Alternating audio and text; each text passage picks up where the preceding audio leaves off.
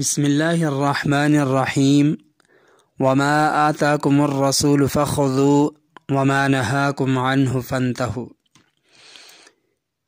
دین اسلام کے مسائل کو جاننا جتنا مردوں کے لیے ضروری ہے اتنا ہی خواتین کے لیے یہ ضروری ہے۔ نماز، روزہ، زکوٰۃ، حج، قربانی، تراویح کو ادا کرنا جس طرح مردوں کے لیے ضروری ہے، اہم ہے، خواتین کے لیے بھی اتنا ہی ضروری ہے۔ مسلمان معاشرے میں ایک چیز دن بدن اس کا رواج عام ہوتا جا رہا ہے، اور وہ یہ کہ بعض مواقع پر، بعض جگہوں پر خواتین تراویح میں باقاعدہ امامت کرتی ہیں، قرآن کریم باقاعدہ تراویح میں مکمل کرتی ہیں، محلے دار خواتین اس کے اندر باقاعدہ طور پر شرکت کرتی ہیں، باقاعدہ جماعت ہوتی ہے۔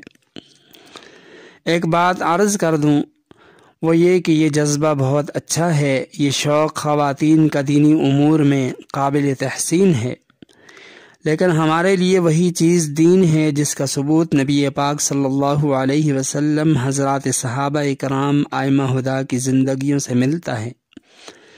جب عورت 5 وقتی نماز کے لیے جماعت میں دوسرے امام کی اقتداء میں نہیں آ سکتی، نماز جمعہ وہ ادا نہیں کر سکتی، عید کی نماز کے لیے عیدگاہ میں نہیں آ سکتی، تو پھر تراویح جو ایک سنت عمل ہے اس کی جماعت اور اس میں امامت وہ کیسے کروا سکتی ہیں؟ اگرچہ تمام کی تمام خواتین کیوں نہ ہوں، اس لیے ایک عورت کے لیے ایک عورت نہ تو امام بن سکتی ہے، نہ وہ نبیہ بن سکتی ہے۔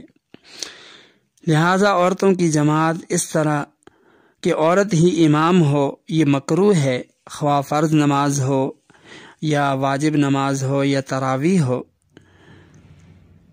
اور اگر خواتین تراویح کا اہتمام اس طرح کریں کہ دیگر گھروں سے بھی خواتین آ کر اس عورت کے پیچھے تراویح پڑھتی ہیں، تو اس میں کراہت کے علاوہ بہت سارے اور بھی مفاسد اکٹھے ہو جاتے ہیں۔ اس لیے دینی امور کا، دین اسلام کا مذاق نہ بنایا جائے۔ جو چیز جس حیثیت سے ثابت ہے اس سے آگے نکلنے کی کوشش نہ کی جائے۔ سال بعد آنے والی نماز تراویح کو یوں ضائع نہ کیا جائے۔ البتہ علماء نے ایک استثنائی صورت لکھی ہے، وہ بھی کوئی ضروری نہیں ہے، وہ یہ کہ اگر کسی حافظہ کو یہ اندیشہ ہو کہ قرآن کریم اس کا بھول جائے گا اگر سنایا نہ جائے، تو علماء نے ایک صورت لکھی ہے کہ ایسی صورت میں کسی ایک حافظہ کو لے کر تنہائی میں نفل نماز میں قرآن کریم سنایا جا سکتا ہے، لیکن یہ ضروری نہیں۔ اللہ تعالی ہم سب کو سمجھنے کی توفیق عطا فرمائے۔